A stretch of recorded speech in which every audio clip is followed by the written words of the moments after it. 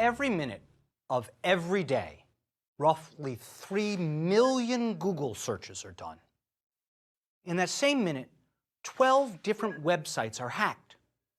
The scope of the internet is immense, and you really can't understand cyber vulnerabilities, cybersecurity, and cyber warfare if you don't understand how cyberspace is built and why it works the way it does.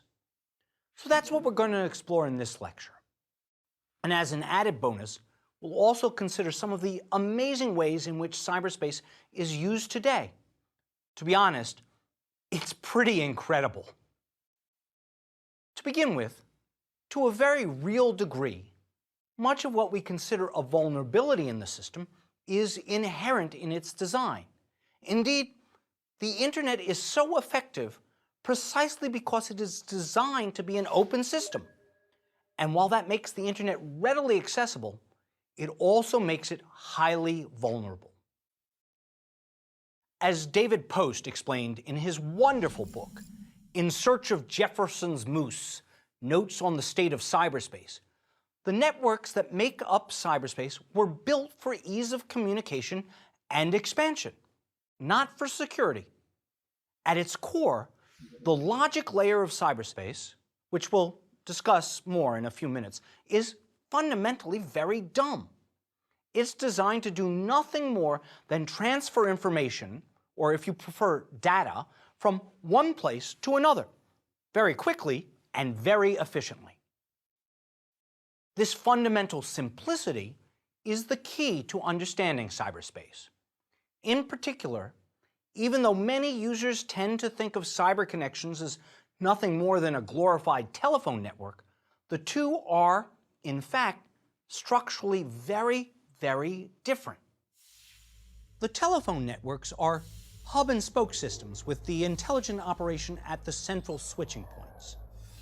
Phone calls come in from a user to a central switching system where sophisticated switches route calls from one caller to the other, creating a single end-to-end connection. Indeed, early on, at the dawn of the telephone system, the intelligence at the hub of the telephone networks was human. Just think of the old TV shows and movies where human operators sit in front of large boards, moving plugs around and requiring the physical connections to be made. That structure also means that all of the control of the system is, in effect, with the central authority. And that is also where the vulnerabilities are. For example, think of the vulnerability of having your phone call intercepted. In the world of telephone communications, intercepting a communication was as simple as going to the central switching station and attaching 2 alligator clips to the right wire, hence the word wiretapping. And if you want to join the telephone network, you can't just join. You, in effect, need someone's permission. If you want a phone number, you have to wait for the phone company to come out, assign you one, and hook you up. And if you want to add a new function, say call forwarding or caller ID, you need to call the phone company and have it added to your account. The centralized system controls your access and your services. Communications through cyberspace are completely different. Though portions of them, especially the last mile to your house, often travel over telephone lines. Put simply, there really isn't any central place to go on the network, and there is no central authority that runs it. Let's take a look at the structure that cyberspace has given us. When we talk colloquially of cyberspace, almost everyone is talking about the logical network layer, where all the information gets exchanged. If you tried to map all those connections, it would look just like a tangle of lines, almost like a giant web built by a crazy spider. Several years ago, some researchers tried to map this web. The result was the famous peacock map, a wild depiction of all the network connections between servers that transmit data in cyberspace. We call that transmission space the logic layer of the network because all it does is transmit the logical information, that is, the ones and zeros of the network. Now, the researchers gave the map some false colors, hence the name, but the colors weren't at all significant. They were just added to give the map some structure. The map itself had no structure at all, only a few bright hotspots where high-level servers switched a lot of traffic in transit. A map of the logic layer today would look very similar. It's still a web, but also completely different, since the connections on the network are ever-changing. What this type of map shows is that the internet is this vast switching system for the distribution of information at near instantaneous speeds across great distances. So, how do the ones and zeros move around in this logic layer? Unlike the telephone system, where the information all stays together in a single unit as it moves from one end of the conversation to the other, in the logic layer of cyberspace, the information is broken up into small packets. These packets are separately transmitted along different routes and then reassembled when they arrive at the destination. Thus, by contrast with the phone network, the cyberspace network is truly a web of interconnected servers that do nothing more than switch packets of information around the globe. And when we say web here, we mean that as a descriptive term. That's how the interconnections are mapped. The web is, as we shall see, far broader than the World Wide Web of web pages that you can navigate to. It's a much vaster web of interconnections of everything, ranging from cars and power plants to web pages and cell phones. Doing that requires very little intelligent design. All that is needed, to simplify matters a fair bit, is an addressing system, so that everyone has an address on the web and a protocol on how to move information from one address to the other. The addressing system is known as the Domain Name System, or DNS, and the transmission protocol is known as the Internet Protocol Suite, or more commonly, the TCP/IP, which derives its name from two of the most important protocols in it, the Transmission Control Protocol, TCP, and the Internet Protocol, IP. That's also where the idea of an IP address comes from. So if you want an analogy, you can think of the DNS system as the Yellow Pages, a place you can go to look up someone's address. And the Internet protocols, they're the rules about how to share information, including the address, with everyone. For example, in our mail system, we put the return address in the top left corner. That's a rule. And the address to which the mail is supposed to be delivered in the center, with the zip code at the end. That's another rule. And everybody around the globe knows these rules, so that mail addressed in, say, South Africa is written in the exact same way as mail addressed in, say, Russia. We also have a set of rules about the size of envelopes and what they can and cannot contain, so on. The TCP/IP system is really just that, a set of rules or protocols about how to identify the address of information in transit and also how to package that information. But that's really it. For the innards of the working of the network, we could spend a lot of time talking about the technical specifications, but in the end, they aren't particularly relevant to our discussion. What is relevant, and the takeaway point going forward, is that so long as a user follows the TCP/IP protocols, his information will be delivered. And that's true whether it's Aunt Tilly's apple pie recipe or the code to launch a nuclear attack. The logic layer is only ones and zeros being directed around the network, and nothing more.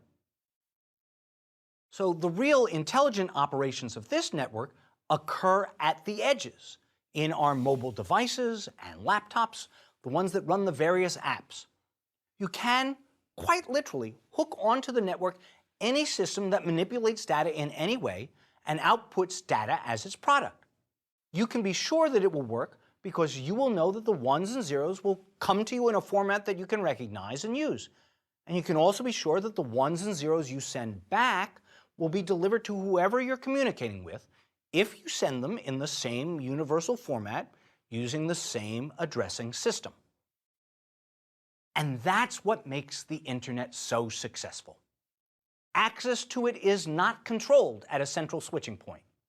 You don't need permission to add a new functionality. The way the internet is built, anyone with a new idea can design it and add it to the network by the simple expedient of purchasing a domain name and renting server space. The addressing directory, the domain name system, that allows information to be correctly routed is operated on a distributed basis that no one person really controls. And so long as you use the commonly accepted addressing protocols, virtually any function can be added to the web. A store, a virtual world game site, or a giant government database. This flexibility is precisely what has driven the explosive, almost wild growth of the internet. Today, there are more than 2.5 billion users worldwide because everyone and anyone can use the network how they want to. The simplicity of the system is why this particular type of internet became the internet. It was so easy to use that market forces worked and everyone came to agree that it would be the system of universal choice. Let me explain the power of the internet by giving you an example that, to my mind, is quite amazing and demonstrates the power and transformative nature of cyberspace. Consider a simple everyday occurrence. Imagine that you type into your search engine, and let's say it's Google, the search question, Yankee second baseman 1973. Here's what happens for you to get your answer to that query. First, that small text file is translated by your web browser into a string of ones and zeros for transmission across cyberspace. At the same time, another portion of your web browser recognizes that you're sending this search inquiry to Google and not, for example, to Yahoo or Bing, and it picks out the correct IP address to which your question should be addressed. The question is then broken up into several distinct packets of information for transmission, let's say a half dozen. Those half dozen packets each take a different track across the internet, only to be reassembled at a Google server. And even though the IP address to which the message was sent was registered by Google at their headquarters in Mountain View, California, the internet routing protocols send your message to the nearest Google server that's handling a comparatively lower load of traffic. Google has 6 data centers in the United States, so let's say your message arrived at the one in South Carolina. That's where the real magic begins. Up until now, the internet protocols have simply served as an information transmission system. The intelligence, the massaging of your data and its interpretation, that happens at the endpoints, at the Google server farm. To begin with, your string of ones and zeros is translated back into your natural language text message. Then, sophisticated programs interpret that message, trying to figure out what it means. This natural language translation algorithm looks at the first word of the text message. It realizes that the word Yankee could mean the baseball team, or it could mean the people who live up in New England. It then looks at the next word, second, and it tries to figure out whether you're talking about the unit of time or the second of 2 items. The word baseman helps put the other 2 words in context. Perhaps the program even considers for a brief moment whether you misspelled the word basement with an ENT on the end, but it rejects that idea because in context, the word baseman makes clear what Yankee and second were about.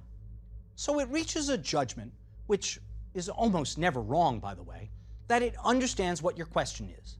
Then it adds the year and interprets your query.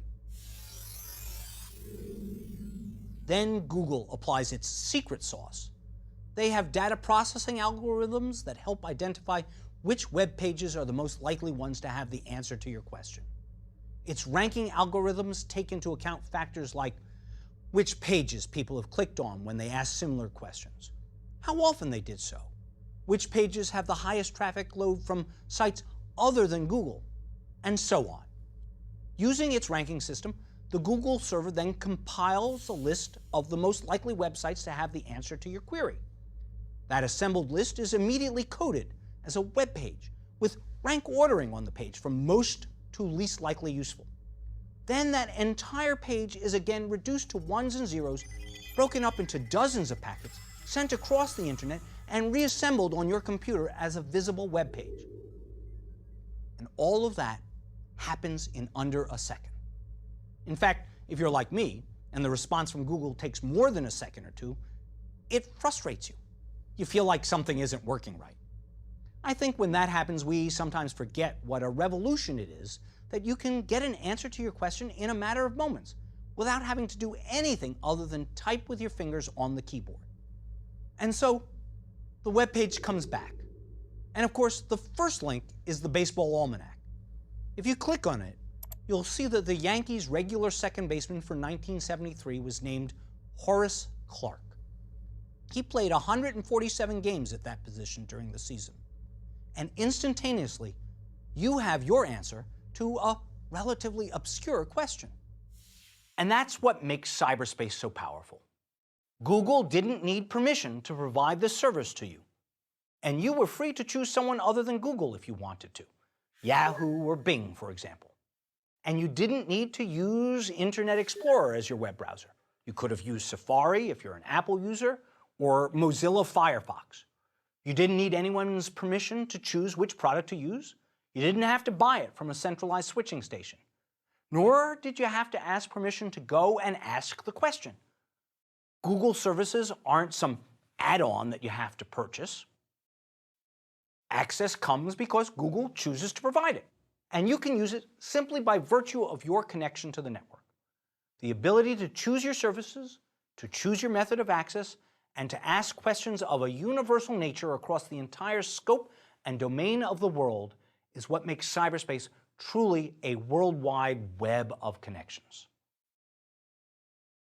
The distributed structure of the network also means that anything can be a node in the network. That is, an endpoint where the network connects to a function of some sort. We tend to think of cyberspace as limited to connections between computers. Sometimes we also add, in our minds, cell phones as part of the network. But the truth is that anything with an addressable functionality, that means anything with an IP address and a chip, is somewhere on the cyberspace network. If your car has OnStar, it's on the network. If your house is one of those new wired houses, it's on the network. Likewise, all of the new smart grid electric meters are fundamentally part of the cyberspace network. Indeed, the new network of things is growing so quickly that we're running out of IP addresses. That's another topic for a later lecture. The problem with this interconnection is that all of these nodes are potentially quite vulnerable. And that's true whether the node is the Iranian nuclear facility at Natanz or the music system in your house. In theory, anything that is connected to the cyber network is subject to being hacked, though I confess I'm at a loss right now to figure out what would be gained by hacking my music system. The other day, I saw a demonstration by a German company called Hacker Lab that showed the vulnerability of an iPhone. With malicious software installed on the phone, an outsider could turn the phone on without it ringing and make it into a microphone. Using the program, he could listen into any conversation within range of the iPhone's mic.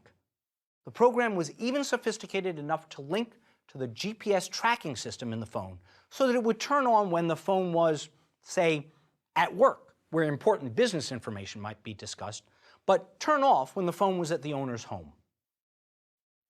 In short, as former U.S. Deputy Secretary of Defense put it in a speech, quote, "The internet was designed to be open, transparent, and interoperable. Security and identity management were secondary objectives in system design. This lower emphasis on security in the internet's initial design gives attackers a built-in advantage." End of the quote. We can think about the internet. When we think about the internet, we tend to think about the ones and zeros moving around in the logic layer and nothing else. But there's more to cyberspace than that. Understanding why is critical to really understanding the operation of the cyber domain. Remember the peacock map from just a few minutes ago? Imagine looking at that map and asking yourself the question, where am I? If you looked at a map of the physical world, you'd know your answer. But in the cyber domain, you really have no idea. So, to find ourselves in cyberspace, we need to expand our vision a bit. The interconnections that we've been talking about are part of the so-called logic layer, where the ones and zeros are transmitted from server to server. But this logic layer is only a piece of the puzzle. While most people think of cyberspace as limited to the internet, with its web of connections between computers, its full structure is really more complex. The logic layer is embedded in a much larger cyber domain. And that domain can be conceptualized as a 5-layer cake of connections. At the bottom of the cake is what we might call the geographic layer. That is the physical location of elements of the network. Though cyberspace itself has no physical existence, every piece of equipment that creates it is physically located somewhere in the world.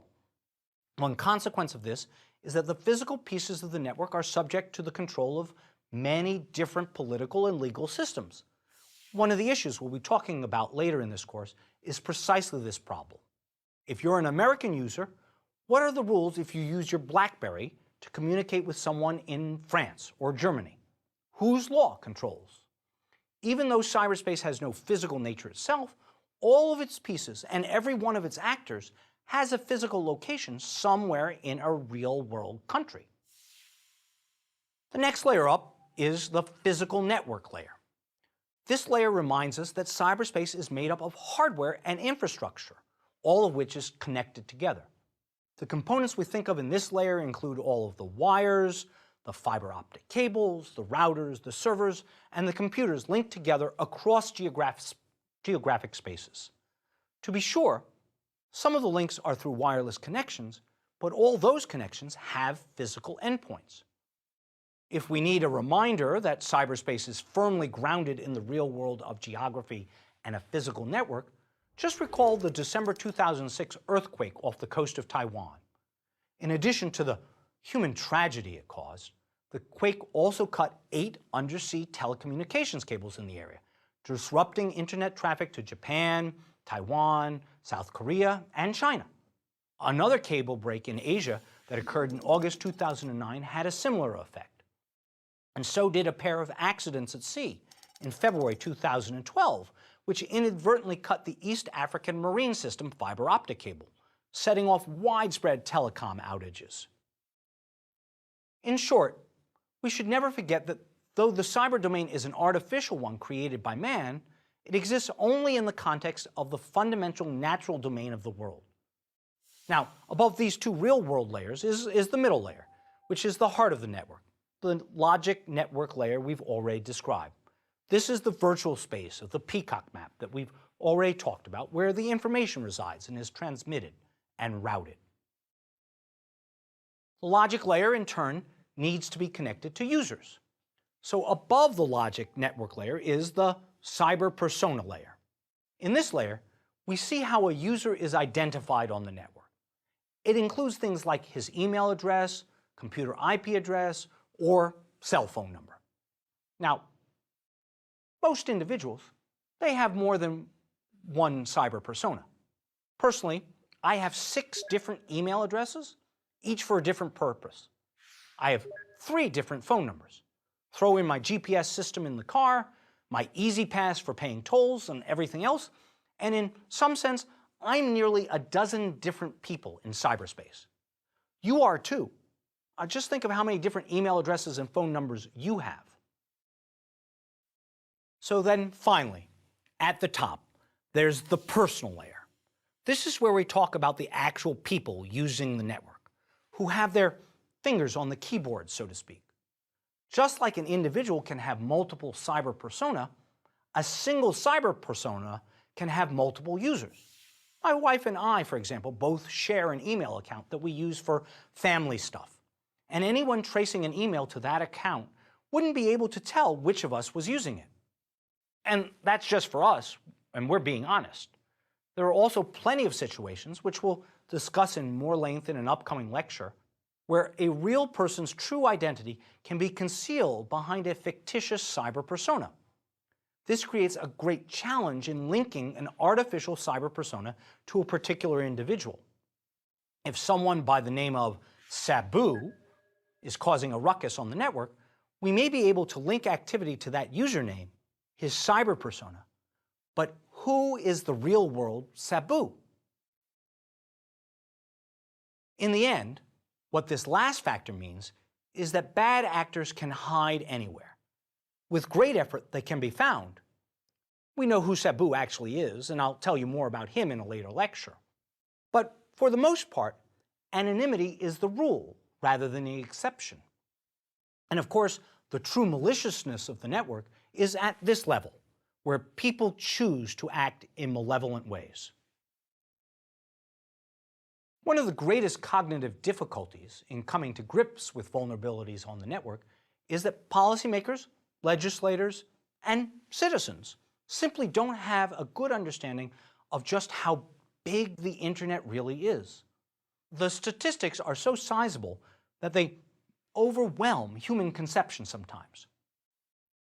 Consider, as of late 2012, there were more than 2.5 billion internet users. That's roughly 35% of the world's entire population connected to each other. It is said that no other voluntary human endeavor has ever been this big. And like everything else in this course, that number, and all the numbers in technology we're going to talk about, are just a snapshot in time. By the time you listen to this course, there will surely be more people on the network worldwide. And those users, they're busy. Every single minute of every day, they conduct more than 30 million Google searches. They engage in more than 11 million IM, instant message conversations. And they post nearly 700,000 Facebook status updates. In a single minute, they create 1,800 terabytes of new information and data. That's 24 hours a day, 7 days a week, 365 days a year, over and over again. How big is a terabyte, you asked? Well, according to the Library of Congress, the approximate amount of its collections that are digitized and freely and publicly available on the internet is roughly 74 terabytes. And the total amount of web information in the library's archives as of late 2012 was approximately 285 terabytes. So every minute of every day, we add 8 new digital libraries of Congress to the world's storehouse of information. Granted, some of it isn't worth adding, but that's another story. Of course, that doesn't count the Library of Congress's non-digital records, but still, it's a truly impressive number. Here's another way of thinking about the size of the internet. By a conservative estimate, over 25 hours of video are uploaded on YouTube every minute, and it may be as much as 72 hours every minute. That's up to nearly 12 years of video added every day. In other words, more content is posted to YouTube every month than the combined output of all US television networks since their inception in the 1940s. Or consider this. According to Google CEO, quote, every 2 days, we now create as much information as we did from the dawn of civilization up until 2003. Wow. And with the growth of information also comes a growing threat to our security. Every minute of every day, more than 168 million email messages are sent. That's 88 quadrillion messages every year. And each and every one of them is a potential threat and source of a malware intrusion. The scale of the vulnerability is exactly as great as the scale of the internet itself. If you want to see this vulnerability graphically illustrated, try looking at the website map.honeynet.org. It's a real-time map of attacks and intrusions in cyberspace. One look at that will tell you how endemic the problem is. Perhaps even more significantly, the scale of the vulnerability comes with an immense governance problem. How in the world can any human institution manage and regulate so large an enterprise? In many ways, that is the fundamental question posed in this lecture series, and the fundamental challenge of cybersecurity. It's hard enough knowing what the right answers are for cybersecurity. But in a system with this many participants, even if we thought we had the right answer, how could we get the entire world to agree to do it? So now that we understand how cyberspace is structured, how it works, and how immense it is, we can explore some of the biggest problems out there and where they come from. In our next lecture, we're going to look in more detail at how the structure of the cyber domain creates the vulnerabilities of our interconnected web of nodes. I look forward to talking to you then.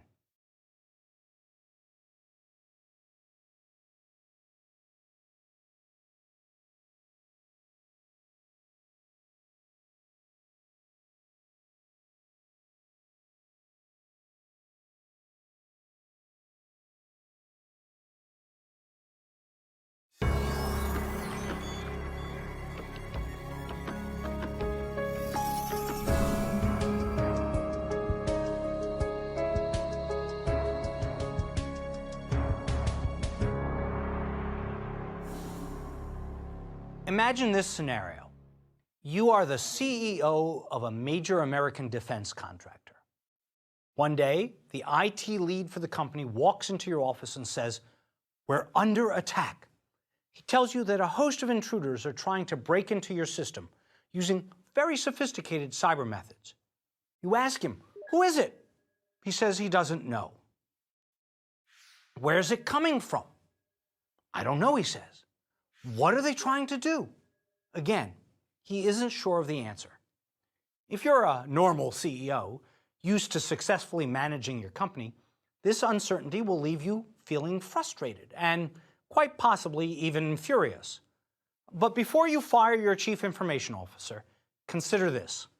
His uncertainty is the reality of vulnerability in cyberspace. It's also the subject of today's lecture. As we talked about in the last lecture, the logical structure of cyberspace is a web-like one that is distinct from the hub-and-spoke structure of traditional telephone communication systems. That web-like structure is both a virtue and a vice. It's a virtue because it allows almost 100% accurate communications across the globe instantaneously. The web structure is what powers sophisticated websites like Amazon and Facebook.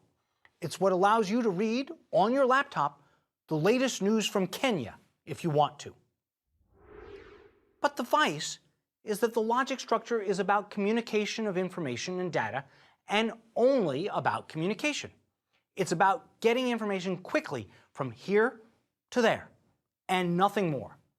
That focus on rapid, accurate, and effective communication to the exclusion of every other factor, security, identity, and authenticity, for example, has made cyberspace a dangerous place.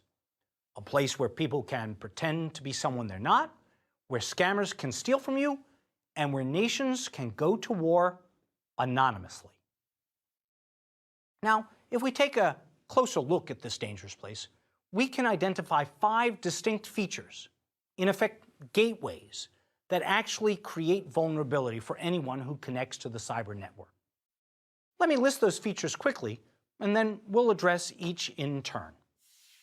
First, the internet destroys time and space. It allows almost instantaneous action at a distance.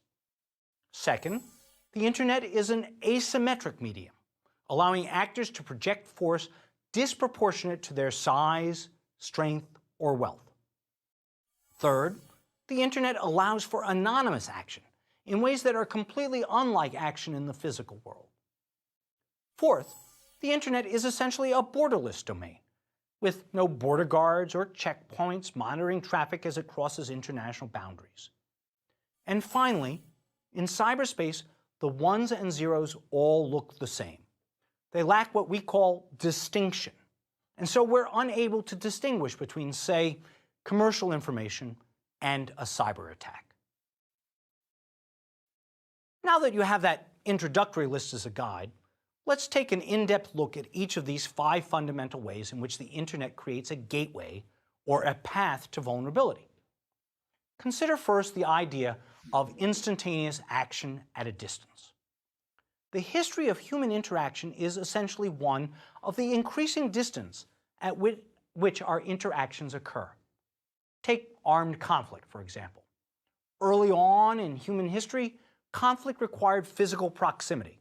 Think of the Romans fighting at sword length apart from the invading Visigoths. You have an idea of how close you had to be in order to fight a war back in ancient times. Likewise, the sale of goods in the ancient economy. The buyer and the seller had to come physically together to trade goods. And as for malicious acts such as theft or murder, the perpetrator had to be physically close, either to the victim or to the victim's property. So too with espionage. The spy had to actually break into someone's office and steal the secret plans, so to speak. Over time, this necessity for close proximity has weakened. In the warfare context, we moved from swords to bows and arrows. Later still, we developed siege cannons and artillery. Then came airplanes that were capable of projecting force across the globe. And finally, we reached the point in the real world where intercontinental ballistic missiles were capable of reaching from the United States to Russia, or vice versa, in just 33 minutes. Trade, crime, and espionage all also began to happen at greater distances. That's how we get our cars from Japan today. The internet is a quantum leap beyond all that in capability. Now, actions in the cyber domain occur at the speed of light and cross immense distances almost instantaneously. From your desktop, at the flick of a finger, you can access a website in Japan, read a South American newspaper, or even make reservations at a restaurant in Paris. But what is easy for you from your home computer is equally as easy for any malicious actor in the world who wants to access a computer, say, here in America. Whether the object is warfare, terrorism, espionage, or crime, it is no longer necessary for the malevolent actor to be anywhere near the venue of his actions. One incident makes the point. It was reported not too long ago that malicious software, probably from China, though nobody is quite certain, was found on the computer of then U.S. Secretary of Defense Robert Gates. Now, in earlier times, if a Chinese spy, or perhaps it was a Russian spy, it doesn't matter, if a Chinese spy had wanted to get access to the office of the Secretary of Defense, he or she would have had to pass through several checkpoints at the gates of the Pentagon and then surreptitiously made their way into the inner sanctum of the E-ring of the building. By virtue of the structure of the internet, in this case, the malicious actor was able to penetrate Secretary Gates's computer from a distance that effectively put him or her beyond our control. So that's the first fundamental vulnerability, the possibility of instantaneous action at a distance. Now let's talk about the second vulnerability, the asymmetries of cyberspace. One of the unique features of the internet is that the manipulation of bits and bytes does not require the development of a sophisticated industrial base, nor does it really require a substantial financial investment. In other words, the barriers to entry into the cyber domain are incredibly low. More importantly, the structure of the internet is such that, at least today, the offense is, broadly speaking, much more effective than defense. As everybody knows, sadly, it's almost impossible to avoid a virus infection on your computer. Firewalls and intrusion detection systems are only so effective. What that means is that a small group of actors in cyberspace can have an incredibly large effect, far disproportionate to their actual numbers. In fact, a handful of really intelligent and effective cyber Jedis can compete in cyberspace against the most powerful nations in the world. A great example of this is the group known as Anonymous. You may have read about them. They are a loose organization of cyber activists, what we sometimes call hacktivists, who use their cyber skills to assault big companies and countries. Actually, one of their first targets was the Church of Scientology, apparently because the Anonymous members objected to the church's tactics and doctrines. And frankly, it's pretty hard to know exactly what Anonymous wants. Their goals are often vague and shifting. Sometimes they seem like political activists supporting free speech. They provided some tools in support of the Arab Spring, for example. Other times they seem like mere hackers with a pseudo-agenda of internet freedom. Whatever their motivations, they are often quite effective in their tactics. They've taken down a CIA website, for example, and stolen internal emails from sophisticated cybersecurity companies like HB Gary. They've even hacked into a telephone conversation between the FBI and Scotland Yard. In short, though they're a loose amalgam of individuals, Their skills allow them to compete with some effectiveness against much larger and seemingly more powerful institutions. Other examples of this sort of asymmetry abound. Perhaps the most common is the prevalence of fraudsters on the network. I have no doubt, none at all, that everyone listening to this lecture has received an email from a Nigerian scammer offering millions of dollars as a windfall if you'll just only front a small transaction fee.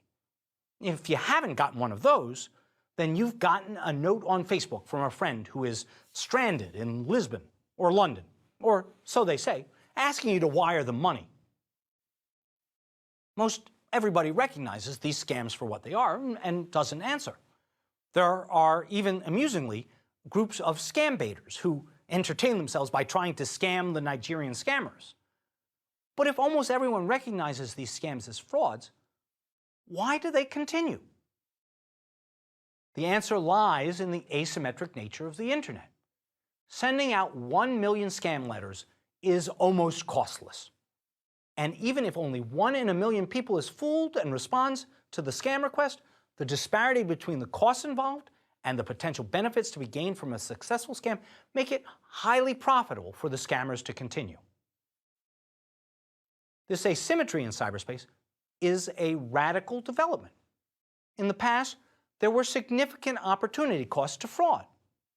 It required an investment of time, money, and energy by the con man. Think of how much effort, for example, went into the scam perpetrated by Robert Redford and Paul Newman in the classic movie The Sting. They operated an elaborate fake betting parlor. They used a fake insider to scam an Irish numbers kingpin. The Sting took weeks to set up. When that much effort is required, the actors want a relatively high degree of confidence that they'll be successful. Today, on the internet, that's no longer necessary. Fraudulent actors can spend literally pennies on a global scale with a realistic hope of reaping a financial reward. Another way of looking at the problem of asymmetry is through the prism of national security. In the physical world, a country's power is judged by its force of arms. A significant part of America's strength lies in its 11 nuclear-powered aircraft carriers and the planes they carry. Few other countries can even come close to wielding that kind of power today. But the asymmetry of information power on the internet changes that dynamic. Countries like North Korea and Iran, they're perfectly capable of challenging and perhaps even dominating America in cyberspace. The limits lie not in their industrial base or the size of their economy, but rather solely in the intellectual capabilities of their citizens. To be sure, size still matters. Larger countries like America and China are likely to produce a larger number of true cyber warriors. But that doesn't mean that Iran can't find 10 truly excellent cyber hackers. And that means that, for example, as we contemplate how to respond to Iran's nuclear program, America is obliged to consider that the domain in which the future conflict might occur is one where we are not necessarily all-powerful. And so, whereas in the physical world, only nation-states could effectively compete against each other, in the cyber domain, small non-state actors can challenge nation-states, and poor Nigerian con artists can scam people on a global scale. To cite one final example, let me tell you about the botnet, known as Conficker.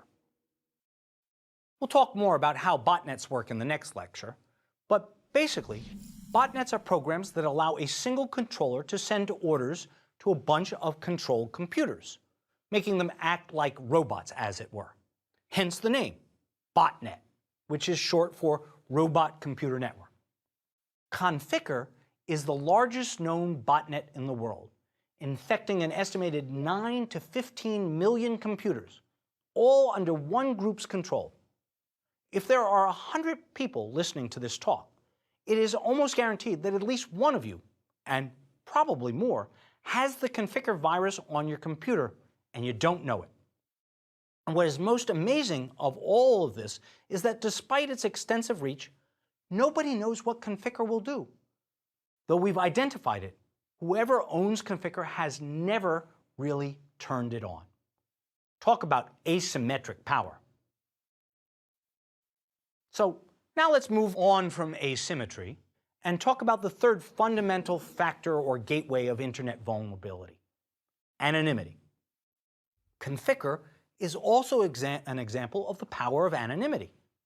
Nobody knows who runs Conficker. This is a very disturbing fact about cyberspace. Sometimes we are not even sure we know who our opponents are. There's a famous old New Yorker cartoon by Peter Steiner picturing a dog sitting in front of a keyboard of a computer as he says to a dog friend, "On the internet, nobody knows you're a dog." While that is no longer necessarily true for the average citizen, it remains fundamentally true for malicious actors in cyberspace. The internet, as I said, was not designed to require identification. Its only function, as initially conceived, was to transmit information across great distances rapidly. That made sense at a time when there were only 4 nodes on the internet, that is, 4 universities whose systems were connected, and where everybody who used it knew each other. In fact, for many years, all of the domain names on the internet were given out, in effect, by a single man, John Postel. Postel was one of the leading computer scientists who worked on the development of the cyber network, and everyone trusted him. Today, there are more than 2.5 billion nodes on the net, representing nearly a third of the world's population. It's incredibly easy to hide in that large a network. Perhaps equally fundamentally, the idea of anonymity on the internet has become part of our culture. Many users, particularly those in the younger generation, feel as though the freedom of the internet is an inherent birthright that comes with the development of the internet domain. They're wrong. It's actually part of the architecture, can be changed. But when a cultural norm becomes as strong as this one, changing the underlying architecture of the system becomes politically problematic. The phenomenon of anonymity has also given rise to a new type of actor on the internet, the deliberately anonymous actor. In fact, we've already seen that an entire group of hackers operates collectively under the name Anonymous. Working at a distance, these unknown members of Anonymous, or another group called Team Poison, are perfectly happy to attack the website of the CIA or the Department of Justice without any real fear of identification or retribution. Criminal networks also take advantage of the power of anonymity. They operate almost with impunity around the globe, stealing information and money from unsuspecting victims. One reason identity thieves are almost impossible to deter is that their own identity is almost impossible to discover in the first place. Here again, the contrast with the physical world is remarkable. Yes, of course, thieves can wear masks to hide their identity. But the requirement of physical proximity to commit a crime means that there are many opportunities, fingerprints, car license plate numbers, and the like, to discover who the crooks are. Not so on the internet. The lack of identification, what we call the problem of attribution, is one of the foundational difficulties of the network. Not only does it create the difficulty of defending yourself from unknown attackers, but it also raises a barrier to effective cooperation on the internet with people whom you might actually want to work with. After all, if you can't be sure that you know who you're dealing with, it's hard to trust them. The fact that it is probably your bank that you're talking to means that there's a possibility it isn't, and that you have to be cautious. It isn't that identification is absolutely impossible to achieve. It is, however, the case that identification is very, very hard to do. For example, in one case of cyberspying known as GhostNet, which we'll talk about more in the next lecture, it took over a year of exceedingly difficult forensic work to identify the original source of the intrusion with any degree of certainty. So now ask yourself this: can, say, the United States wait a year before it retaliates if some anonymous individual or group or country were to disrupt, say, the New York Stock Exchange? From a political perspective, the answer is obviously no. But from a technological perspective, the answer may be we have to. Unlike in the physical world, In cyberspace, we don't know who fired the missiles. One final point about anonymity. It has an inherently contradictory nature. As we've seen, the web offers a potentially dangerous kind of anonymity. On the other hand, as we'll talk about at length in a lecture on the phenomena of big data, the footprints that ordinary web users leave are indelible, and mistakes of judgment in what one views or posts can follow you forever. The reality is that bad actors are much harder to identify and track than innocent users. So that's a perspective on anonymity on the network. Now let's turn our attention to the next feature of the internet that creates vulnerability: the lack of borders. This is probably the place where the unusual nature of cyberspace is clearest. In the real world, a smuggler must cross the American border at some point in order to enter the United States. And that's a point where entry can be subject to governmental control. By contrast, if you send an email message to someone in France, it doesn't cross the border in any single place. In traveling across the network, the many packets of data are likely to cross multiple borders, some much more than once. One packet might go from the US to Canada, back to the US, then to the UK, and then on to France. In essence, then, there are no border checkpoints on the internet. For almost every country, China being the notable exception, there is no single landing point, for example, where the undersea cables come ashore. And that means that there is no easy way to control information as it flows across national borders. There are actually no sovereigns on the internet. This is a deeply disorienting phenomenon. We're used to a world in which a sovereign nation can control its own border traffic. We monitor who enters our country and what goods are coming in. That's almost impossible on the internet and is, in a very fundamental way, threatening to the entire structure of the international community. Since the Peace of Westphalia in 1648, sovereign nations have been defined by their ability to control territory and the transit of things and goods across that territory. Now, information and ideas flow across the boundaries almost without limit, disrupting settled expectations and threatening the status quo. Think of the Arab Spring and the role of the internet in that change. As a result, sovereign countries are desperately trying to recreate borders in the internet domain. To the extent they are successful, it's only because of limits in the architecture of the network.